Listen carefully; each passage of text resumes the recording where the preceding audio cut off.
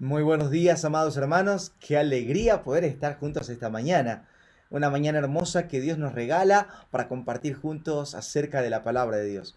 Y qué interesante que ya estamos cada vez más cerca de celebrar ese momento maravilloso y muy importante para nosotros los cristianos, los hijos de Dios, recordando el día que Dios visitó este mundo en la persona de Cristo. Dios se encarnó, se humanó en la persona de Cristo y vino con una misión. Y bueno, hablando de estas fechas de Navidad, pues estamos viendo cómo se producen cada vez más de estas películas en las que el protagonista de la película tiene una misión muy importante. Esta misión es rescatar la Navidad, es proteger o rescatar a este personaje que se lo conoce como Santa Claus o Papá Noel, o rescatarlo de un villano, o quizás rescatar los juguetes, los regalos que los niños no van a recibir, y por eso, como depende de aquello la Navidad, entonces está en peligro. Pero esa misión no es real. Esa misión es producto de la imaginación de algún hombre que pues cree que de eso se trata a la Navidad. Y la Navidad no se trata pues de ninguna manera de eso. La Biblia es la que nos dice de qué realmente se trata la Navidad.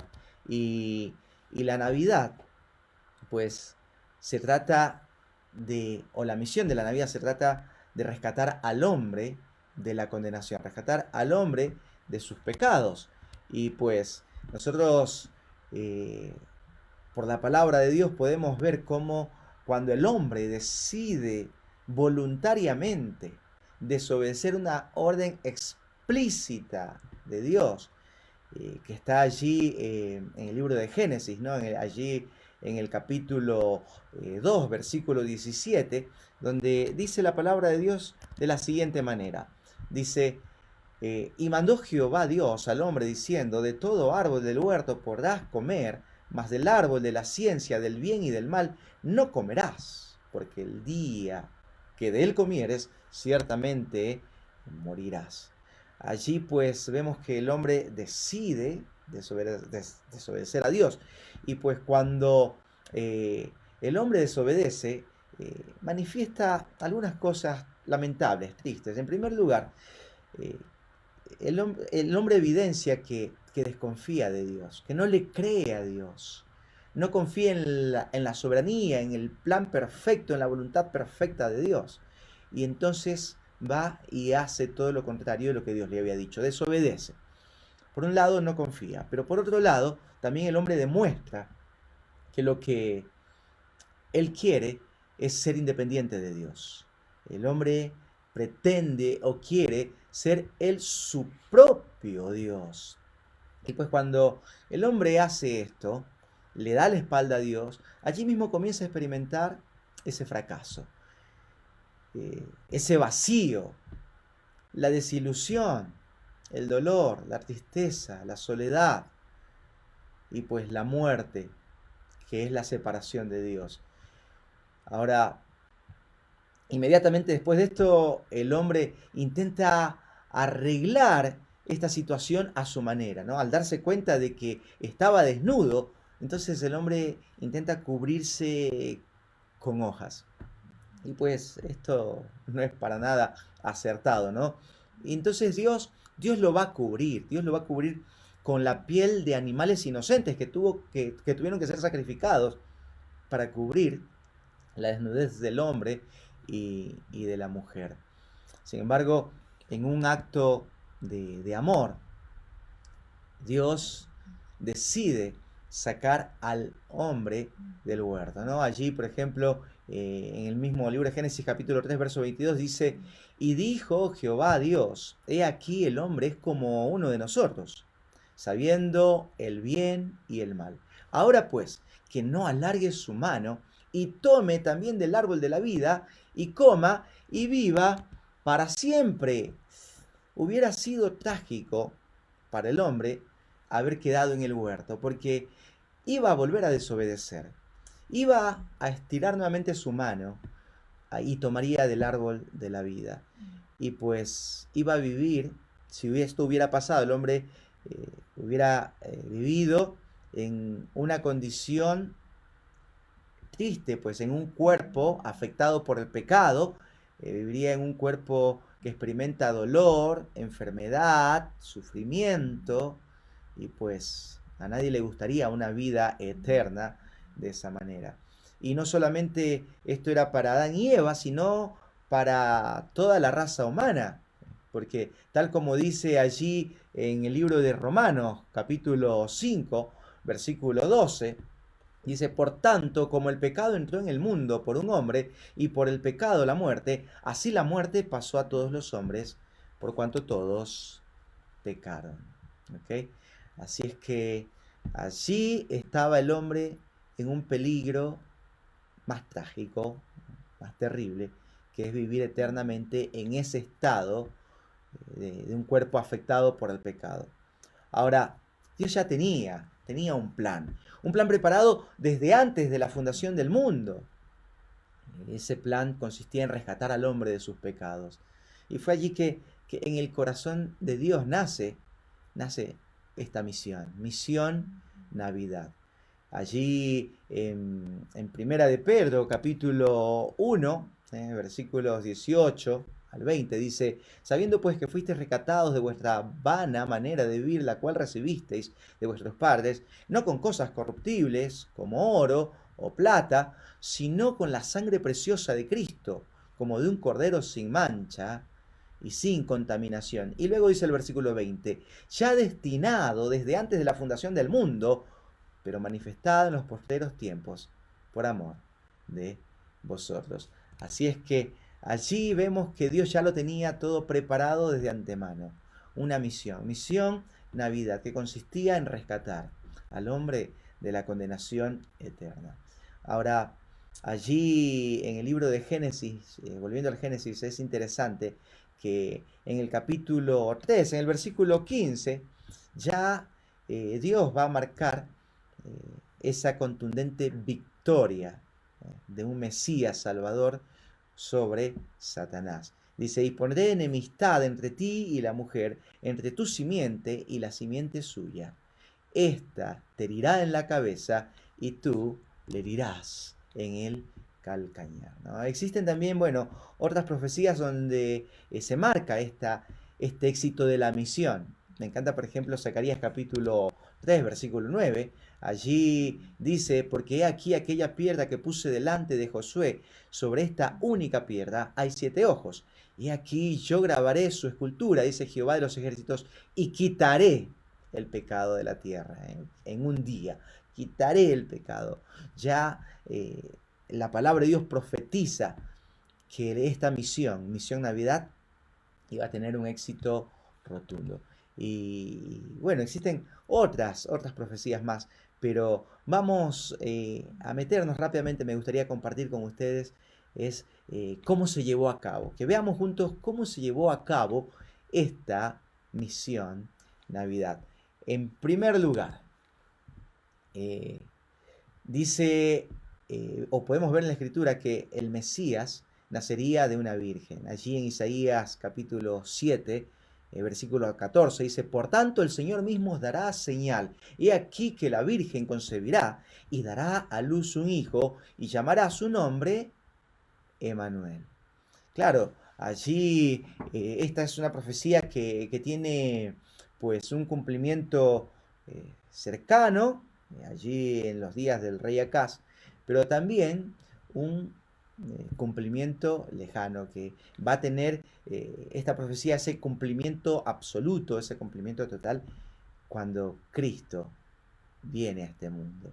Así es que se cumple allí en Mateo 1:18, ¿no? Dice, el nacimiento de Jesucristo fue así, estando desposada María, su madre, con José, antes que se juntasen, se halló que había concebido del Espíritu Santo. Versículo 19. José su marido, como era justo, me encanta, un paréntesis acá, ¿no? Me encanta esta descripción que la Biblia hace acerca de José. Dice, era justo. Ese carácter justo de José, que es un ejemplo para nosotros los varones, ¿no? Dice, y no quería infamarla, quiso dejarla secretamente.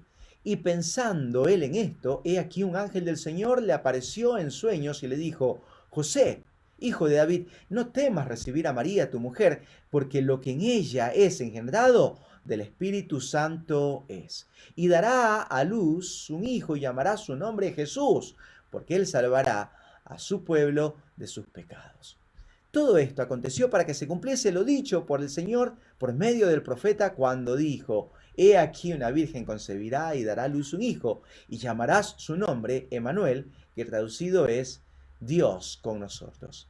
Y despertando José del sueño, hizo como el ángel del Señor le había mandado, y recibió a su mujer, pero no la conoció hasta que dio a luz a su hijo primogénito y le puso por nombre Jesús. ¡Wow! Ahí está. Esta misión Navidad, decía que iba primero a nacer el Mesías prometido de Dios, el ungido de Dios, el Salvador, a través de una virgen. Pero después dice que nacería en un lugar aparentemente insignificante, pobre, en un lugar de no mucha importancia. Allí en Miqueas capítulo 5, verso 2, ¿no? Dice: Pero tú, Belén Efrata, pequeña para estar entre las familias de Judá, de ti me saldrá el que será Señor en Israel.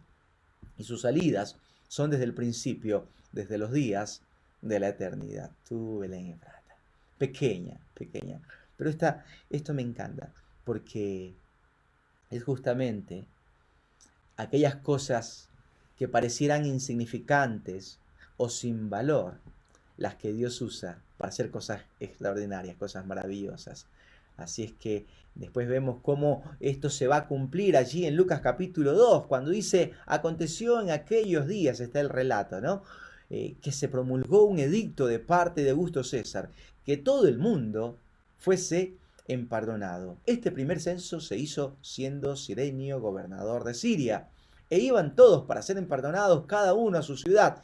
Y José subió de Galilea, de la ciudad de Nazaret, a Judea, a la ciudad de David, que se llama Belén, por cuanto era de la casa, la familia de David, para ser empardonado con María su mujer, desposada con él, la cual estaba encinta.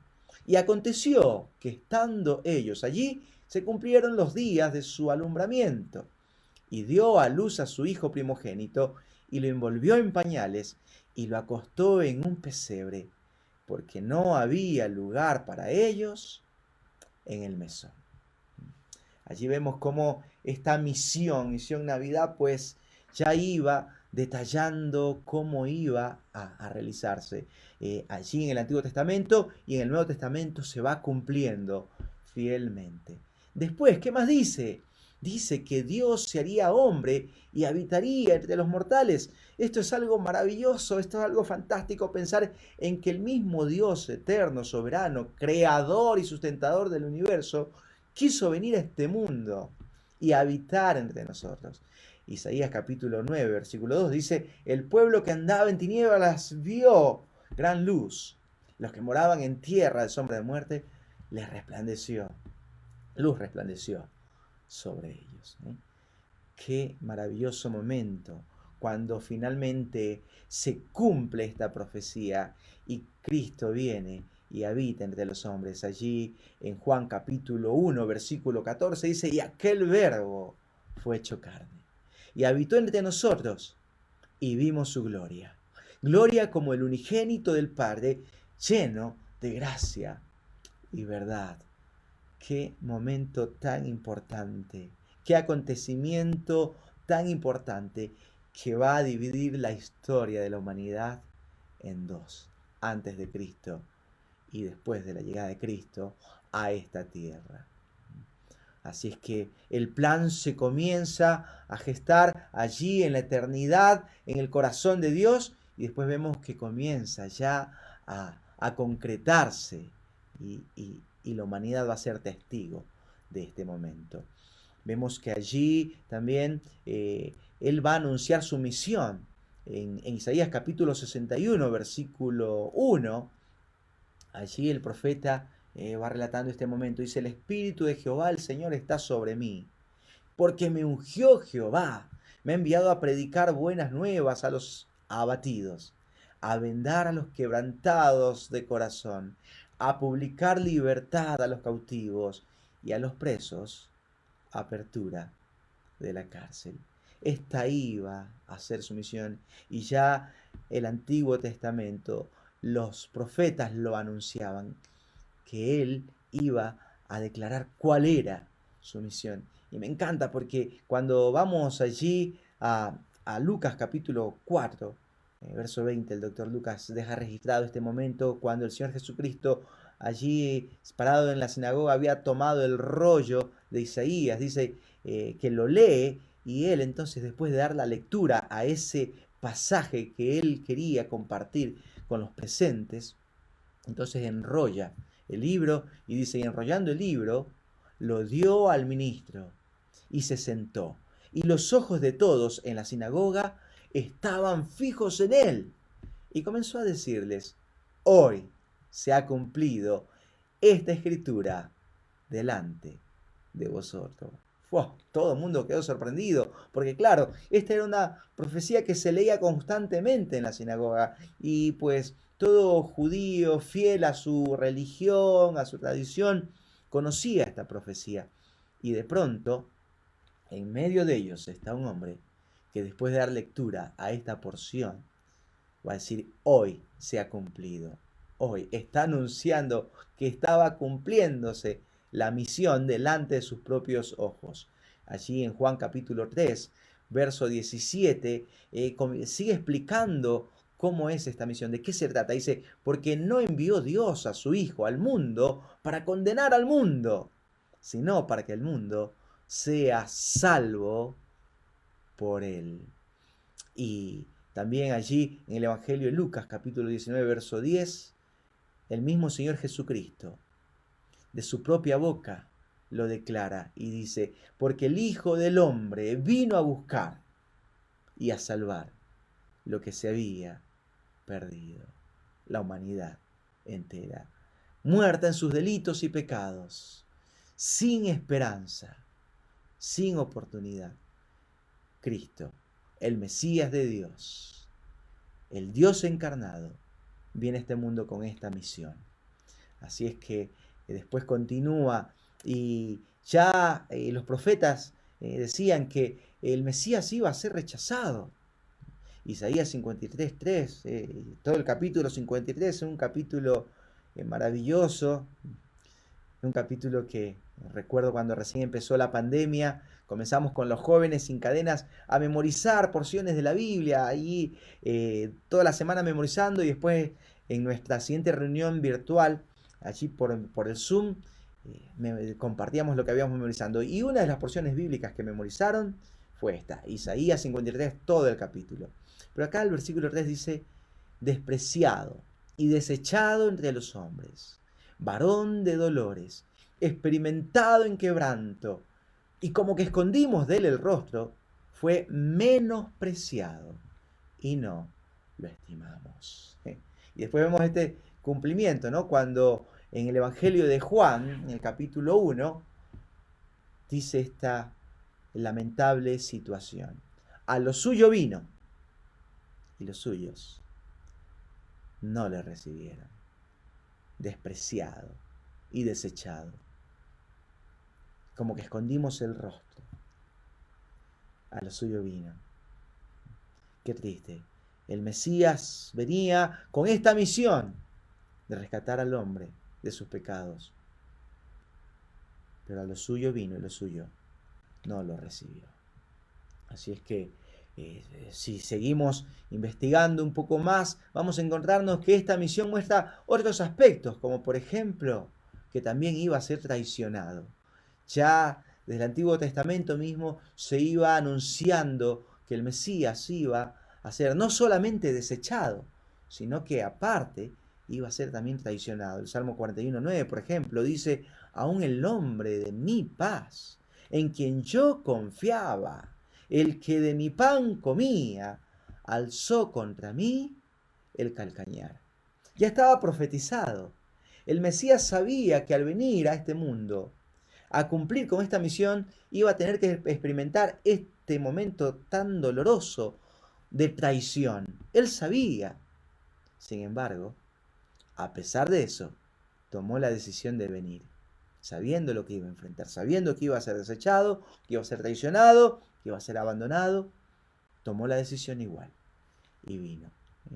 Allí en Marcos capítulo 14, verso 10, está este relato, ¿no? Cuando Judas, dice entonces Judas Iscariote, uno de los 12, fue a los principales sacerdotes para entregárselo.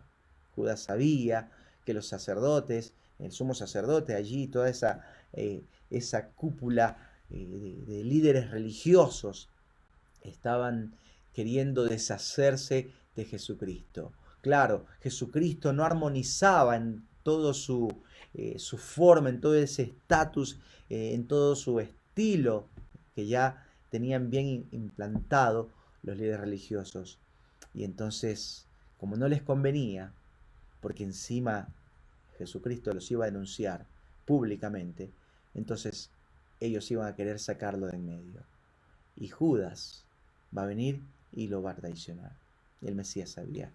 Pero la misión decía que iba a tener que incluso experimentar una especie de venta. Iba a ser vendido, ofrecido por 30 piezas de plata.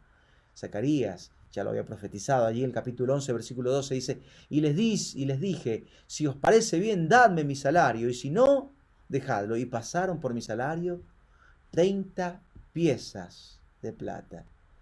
Qué humillante este precio. Este era el precio que se pagaba por un esclavo. Y no un esclavo vivo, sino un esclavo muerto.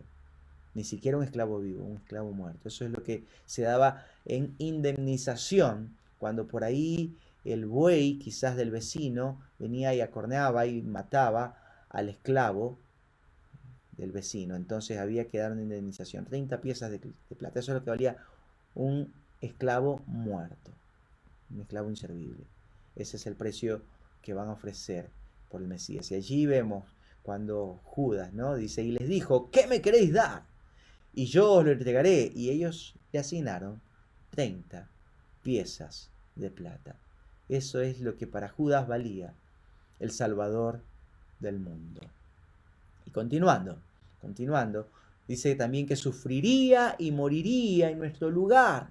Eso ya estaba anunciado también. Era parte de esta misión Navidad, Isaías 53. Continuando allí en el versículo 4, dice, ciertamente llevó él nuestras enfermedades y sufrió nuestros dolores, y nosotros le tuvimos por azotado, por herido de Dios y abatido.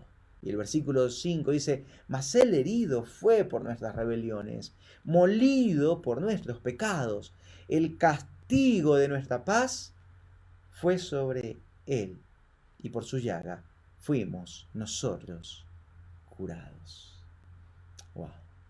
Allí estaba ya anunciando el profeta lo que Cristo iba a hacer. Iba a tomar nuestro lugar de pecador. Él estaba dispuesto a sufrir la pena, la condenación, la paga del pecado. Allí en Mateo 27, 38, y en diferentes porciones de los evangelios se va relatando este momento, ¿no? Por ejemplo, el versículo 38 dice, entonces crucificaron con él a dos ladrones, uno a la derecha y otro a la izquierda. Y acá resumiendo, yendo rápido a esto, ¿no? Jesucristo ya está allí clavado en aquella cruz. Sus manos ya habían sido horadadas, sus pies horadados para poder tenerlo allí clavado. Los soldados hacen esto y lo clavan, lo sujetan con estos clavos a aquella cruz. Ya le habían puesto la corona de espina. Ya evidentemente, obviamente le habían dado los latigazos, habían desgarrado su piel, habían golpeado su rostro con puñetazos, la caña con la que batieron en su cabeza, ya toda esta tortura previa hasta este momento, cuando ya es colocado en aquella cruz. Pero no solamente fue el dolor físico, sino también el dolor emocional, el dolor del alma, cuando las personas por las que él estaba dando la vida no lo comprendían, lo rechazaban e incluso le injuriaban. Allí Mateo 27, 39, ¿no? Dice, y los que pasaban le injuriaban, meneando la cabeza y diciendo, Tú que derribas el templo y en 3 días lo reedificas, sálvate a ti mismo. Si eres hijo de Dios, desciende de la cruz. Cuánta ironía hacia el Salvador del mundo. Juan 19:34. Pero uno de los soldados le abrió el costado con una lanza y al instante salió sangre y agua. Cualquier enfermero, enfermera, auxiliar de enfermería sabe lo que significa esto. Ha muerto. El Señor Jesucristo había dado su vida. Pero sabe una cosa, cuando hizo esto, no lo hizo con pesar, no lo hizo él no queriéndolo como de manera obligada. ¿Sabe qué? El fruto de su aflicción le daría satisfacción y gozo. Así es que él va a ir de manera decidida, voluntaria, a enfrentar este momento tan difícil, este momento de agonía, de abandono. Isaías 53, el versículo 11 dice: verá el fruto de la aflicción de su alma y quedará satisfecho. Por su conocimiento justificará a mi siervo justo a muchos y llevará las iniquidades de ellos. ¡Wow! Me encanta. Verá el fruto de su aflicción o de la aflicción de su alma y quedará satisfecho. Quedará satisfecho. Pero también allí en Hebreos 12:2 habla del gozo. Dice: puesto los ojos en Jesús, el autor y consumador de la fe, el cual, por el gozo puesto delante de él, sufrió la cruz, menospreciando el oprobio, y se sentó a la diestra del trono de Dios. Él no estaba mirando la circunstancia difícil y dolorosa que iba allí a tener que atravesar como algo para evitar, no. Él lo que estaba mirando, lo que iba a ocurrir después, lo que iba a lograr después, el triunfo de la cruz. Los triunfos de la cruz. Íbamos a experimentar la salvación eterna de nuestras almas, porque la misión iba a tener éxito. La misión iba a tener éxito, cumpliría con éxito su misión. Zacarías capítulo 3, versículo 9.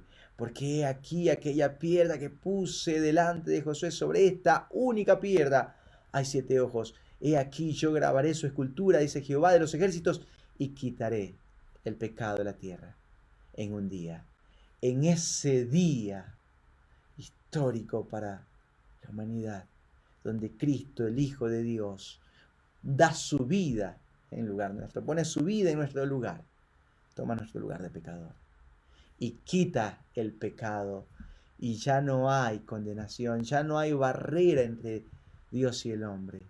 Ahora el hombre puede acercarse confiadamente ante Dios, ya no como un juez, sino como un Padre, el Padre eterno, el Padre amantísimo, que nos recibe así porque nos ve a través de la obra de Cristo. Esta misión tendría éxito. Juan capítulo 19, verso 30 dice: cuando Jesús hubo tomado el vinagre, dijo: consumado es. Y habiendo inclinado la cabeza, entregó el espíritu. Consumado es. Está hecho. Está hecho. Está todo pagado. Tetelestai. Tetelestai.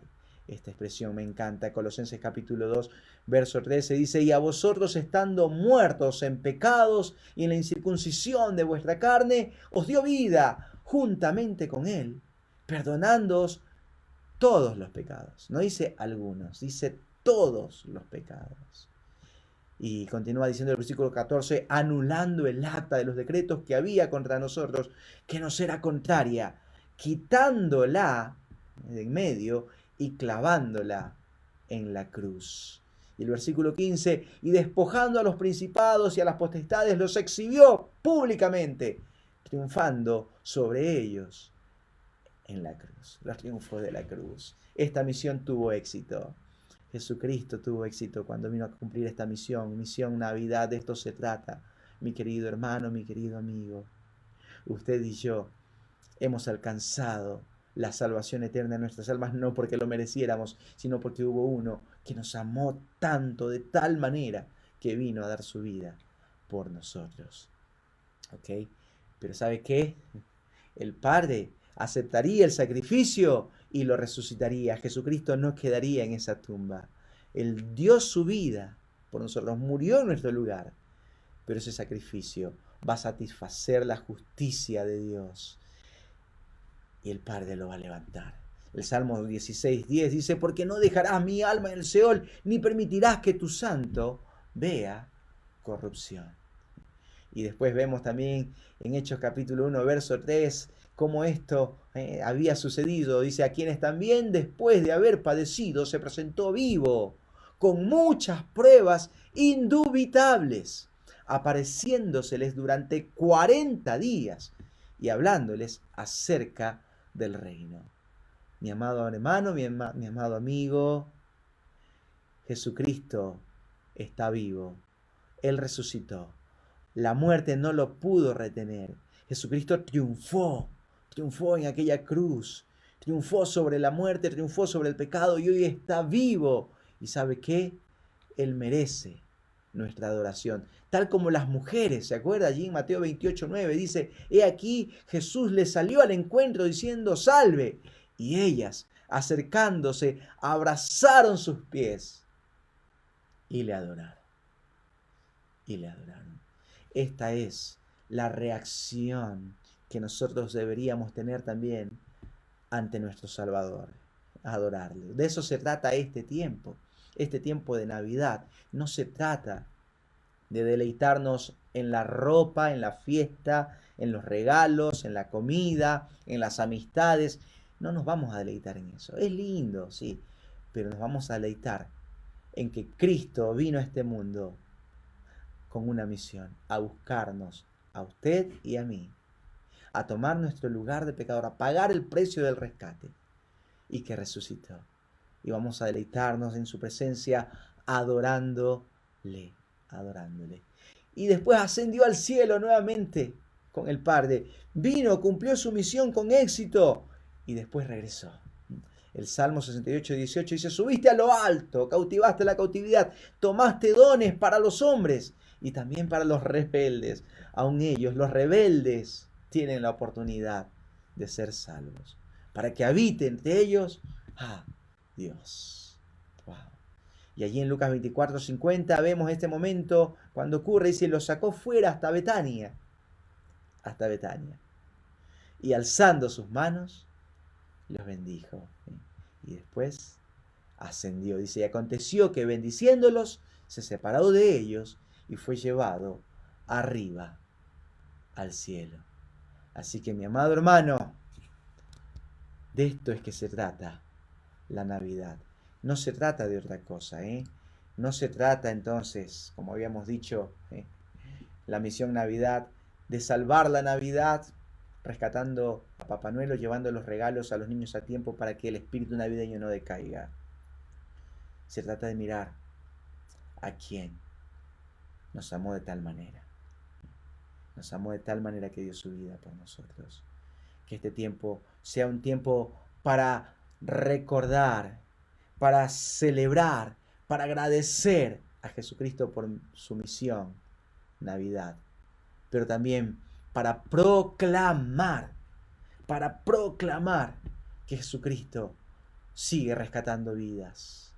Y hoy cualquier persona que esté perdida puede ser alcanzada, puede ser rescatada por Cristo, si decide creer. Pero ¿quién les anunciará? Nosotros, los cristianos, los hijos de Dios. Tenemos que seguir comunicando este maravilloso mensaje que puede dar salvación a aquellos que están perdidos. Ok, mi amado hermano, muchas gracias por haberme acompañado este tiempo aquí a través de este medio para compartir juntos este mensaje. Yo pues le animo a que siga conectándose cada fin de semana. Recuerde que el templo está abierto. Recuerde que mañana domingo vamos a estar allí a las 8:30. Por cierto, dentro de un ratito las mujeres se estarán reuniendo allí en la congregación, en la iglesia, para tener un lindo tiempo, disfrutando allí entre mujeres. Y después los jóvenes también. A la tarde vamos a estar los jóvenes a las 3:30. Querido joven, no te quedes fuera, a las 3:30 vamos a tener hoy nuestra última reunión. ¿Ok? nuestra última reunión del año. Vamos a pasar un tiempo lindo de celebración, de compartir, de compañerismo, de desafío también con la palabra de Dios. Y mañana domingo, también allí nuestro culto. Y el siguiente, nuestro culto de fin de año, nuestra celebración de fin de año. ¿Ok? Entonces, mi amado hermano, mi amado amigo, le envío un fuerte, fuerte abrazo. Que Dios me lo bendiga.